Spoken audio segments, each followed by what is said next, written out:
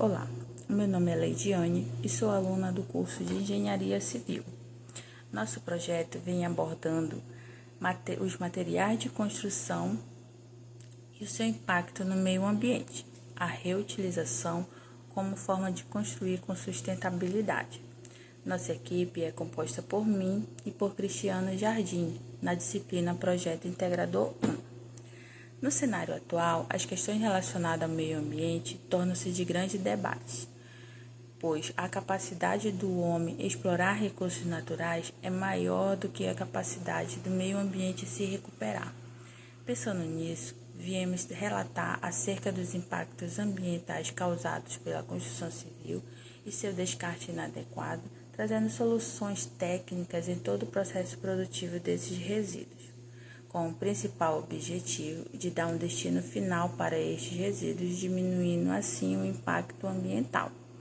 A metodologia utilizada foi uma pesquisa bibliográfica com o intuito de reunir informações para a construção deste projeto.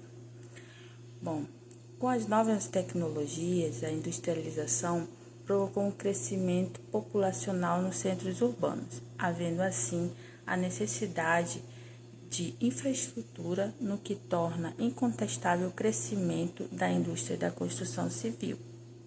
Quando construímos e urbanizamos, exploramos de maneiras irracional os recursos naturais que são imprescindíveis para a vida humana. Com isto, torna-se evidente as alterações climáticas.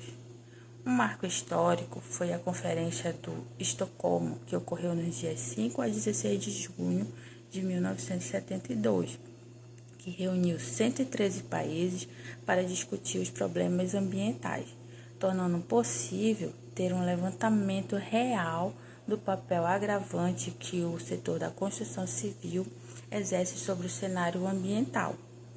Maior parte dos resíduos gerados pela construção civil ainda são lançados na superfície terrestre ou depositados em aterro sanitário, passando assim agir como gases de efeito estufa, aquecimento global, poluição do lençol freático, ou criam ecossistemas favoráveis a vetores causadores de doença. Devido ao crescimento acelerado e o volume desses resíduos de construção e demolição, o governo federal institui políticas e leis nacionais de resíduos sólidos. Leis como a de número 12.305, do ano de 2010, define um plano de gerenciamento de gestão desses resíduos, que trata desde a geração, redução, reutilização, reciclagem, tratamento e segregação adequada, que auxilia assim na redução do descarte incorreto desses materiais. Com a resolução do CONAMA 307 e 431, tornam a obrigatoriedade da gestão destes resíduos, da qual essas mesmas resoluções traz a classificação destes resíduos para separá-los e propondo a reutilização e reciclagem desses resíduos que são descartados de forma inadequada no meio ambiente. Como, por exemplo, ela classifica a classe A de resíduos, que são agregados como tijolos, blocos, telhas, argamassa, concreto, areia, pedra, e a sugestão do CONAMA para este resíduo é reutilizar ou reciclar na forma de agregados, que pode virar aterro da própria construção ou da construção de terceiros. Já a classe B são os plásticos, papéis, papelão, metais, vidros, madeiras e gesso, que podem ser armazenados temporariamente e sendo dispostos de modo a permitir sua utilização e reciclagem futura. A classe C são os resíduos que não é possível reciclar e deverão ser transportados, armazenados e destinação final de acordo com as normas técnicas.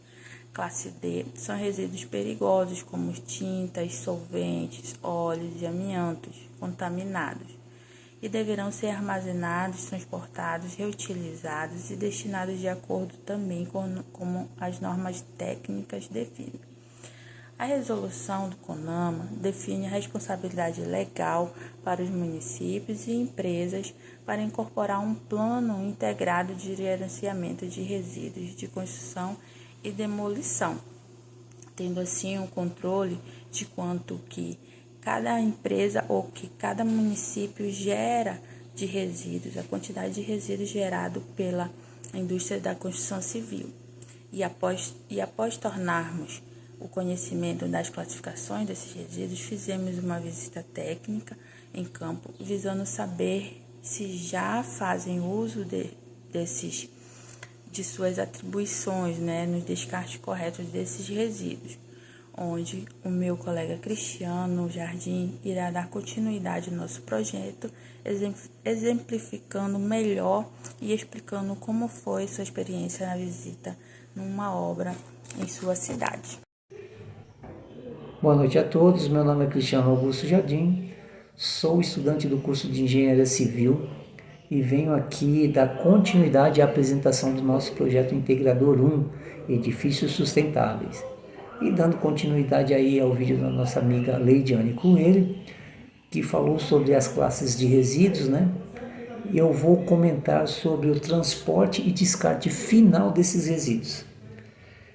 O transporte desses resíduos até o seu destino final normalmente é feito por empresas de materiais de construção, pela prefeitura ou por pessoas interessadas nos materiais descartados. Por quê? Porque esses materiais eles são muito fáceis de ser recicláveis. Então, quando a pessoa quer utilizar esses materiais, então fica muito fácil a reutilização. Isso se dá por conta de aterramento de terrenos, enfim, uma gama de possibilidades que a gente pode utilizar esse material que a gente vai comentar um pouquinho mais lá na frente. O local é dado, o destino final desses resíduos é na verdade um centro de triagem de resíduos sólidos urbanos, de onde esses resíduos sólidos possam ser devidamente gerados. A gestão dos resíduos inicia no próprio canteiro de obras, com o confinamento da maior parte dos resíduos no seu local, evitando dessa forma que a remoção para fora venha gerar problemas e ônus aos cofres públicos. A utilização da reciclagem pelo construtor expressa sua responsabilidade ambiental e a atuação correta como gerador, além de ser economicamente vantajoso, pois possibilita um avanço na qualidade de seus processos e produtos. Há inúmeras vantagens em se introduzir a gestão de resíduos no canteiro de obras. Algumas delas, como a criação de um ambiente organizado e racional, introduzindo novos comportamentos dos envolvidos no processo, e vantagens institucionais, pois o confinamento e a reciclagem dos resíduos no canteiro de obras constituem um dos argumentos de venda e vantagens econômicas diretas que gerariam um dispêndio altamente superior, com a má geração dos descartes desses resíduos. A gestão correta comprovou que os resultados colhidos foram quase 3 vezes superiores aos investimentos realizados, amortizando-se em razão do baixo custo da reciclagem, que pode chegar a 1/3 do preço dos materiais que serão substituídos. Essas ações, quando executadas amplamente por empresas do setor, promovem a minimização substancial dos impactos ambientais e contribuem para evitar a necessidade das soluções emergenciais. Ou seja, nos próprios canteiros de obras, às quais são somadas as ações de adequar a destinação desses resíduos, podem contribuir diretamente para a redução do impacto da atividade construtiva. Alguns usos potenciais agregados em miúdos e graúdos provenientes da reciclagem são reconstituição de terreno, sistema de drenagem em estacionamentos, postos de elevadores, pequenas colunas de concreto com baixa solicitação, assentamento de blocos e tijolos, enchimento em geral em alvenarias, lajes desniveladas e escadarias, revestimento interno e externo em alvenaria. Então a gente pode compreender aí que é uma gama que a gente pode estar utilizando esses materiais recicláveis. A prioridade dos canteiros de obra deve ser a minimização das perdas geradoras de resíduos. Pode-se alcançar isso optando por materiais certificados, como embalagens que facilitam o manuseio. Todavia, na atividade de construção civil produz inevitavelmente alguma perda. Porém, como esta acontece em locais e momentos distintos, a simples separação prévia dos materiais evitaria a contaminação dos rejeitos que ocorrem nas caçambas destinadas à sua remoção nos canteiros de obras. Então, nós temos também as usinas de reciclagem de resíduos de construção e demolição. A construção civil é considerada uma das atividades econômicas que mais consomem recursos naturais, utilizando uma média aí de 50% de tudo aquilo que é extraído mundialmente. Anualmente são utilizados cerca de 220 milhões de toneladas de agregados naturais entre brita e areia, só na produção de concreto e argamassa. Outro aspecto de consumo intenso de recursos naturais pela construção civil advém do esgotamento precoce de jazidas e reservas naturais, tomando como exemplo a cidade de São Paulo, pois muitas construções estão sendo obrigadas a percorrer distâncias superiores a 100 km para a aquisição desses agregados. Diante desse cenário de produção demasiada de resíduos, é necessário buscar algumas alternativas para diminuir justamente esses impactos no meio ambiente causados por esses materiais, que na maioria das vezes são descartados de maneira irregular. É aí onde aparecem as usinas de reciclagem, Então, no acompanhamento do projeto, nós tiramos algumas fotos dessas usinas de reciclagem, São os resíduos triturados, passam por um processo de trituração desses resíduos, E aí serão feitos diversos trabalhos de reciclagem com esses materiais, tá ok? Agora a gente vai falar um pouco sobre a questão do tijolo ecológico, Como é gerado muitos resíduos, a gente precisa ter um exemplo prático aí para a gente poder minimizar as questões dos impactos ambientais. Então nós temos lá, escolhemos esse tema justamente para falar sobre isso.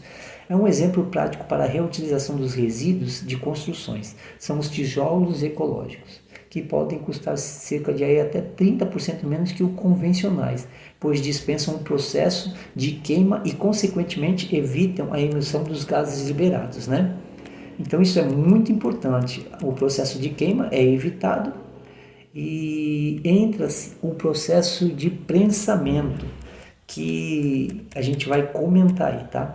Um tijolo que possui em sua composição a presença de resíduos de construção e demolição é uma alternativa muito ecológica que pode gerar ganhos para a sociedade. Custos menores em torno de 25% a 30% se comparados aos tijolos convencionais, além de que esse produto não precisa passar pelo processo de queima e com zero de emissão dos gases liberados na fabricação desses tijolos em olarias. Os resíduos reciclados são triturados e utilizados na correção granulométrica, garantindo assim melhores propriedades. Agora vamos falar aqui sobre o processo desses tijolos. O processo de fabricação de tijolo modular fez surgir a olaria ecológica, ou seja, mais uma ação aí ecológica que surgiu, que não provoca o devastamento e não lança resíduos de queima no ar, como ocorre nas olarias tradicionais. Para a fabricação do tijolo e modular dessas olarias, a gente tem as olarias ecológicas, utiliza 3 elementos básicos, tudo isso dentro de um sistema técnico padronizado. Então vocês também podem acompanhar aí depois nas fotos, como que é feito. Então você tem lá o solo, mais o cimento e mais a água. Então ele vai gerar o quê? Ele vai gerar o tijolo ecológico. O solo utilizado nessa fabricação é pré-selecionado e no seu tratamento é triturado ou peneirado para eventuais correções. Tá ok? Então essa é a base dele. Após esse processo, a mistura solo-cimento é compactada em até 6 toneladas de pressão, que é aí onde evita a queima. Após uma técnica eficaz de cura e secagem, o tijolo ecológico modular está pronto. O método também é adotado por várias prefeituras nas obras públicas e no sistema de moradia popular, visando baixo custo e a alta qualidade do produto.